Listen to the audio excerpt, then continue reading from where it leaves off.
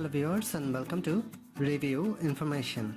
In this video I will show you how to create a private status in WhatsApp.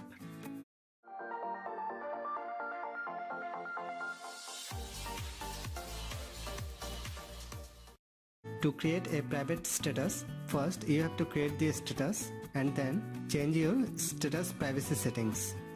Now go to WhatsApp from your apps list.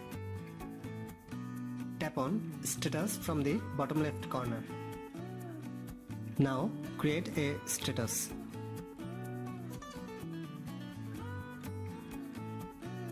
Your status has been created.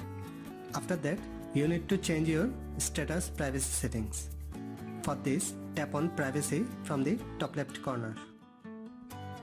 By default, everyone in your contacts can see your status. If you want to share this status with a particular person, then tap on Only Share With. Now select the contact with whom you want to share your private status.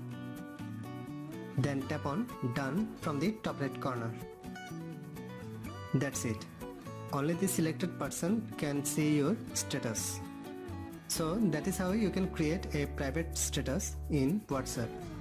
Thanks for watching. Hope you guys enjoyed my video.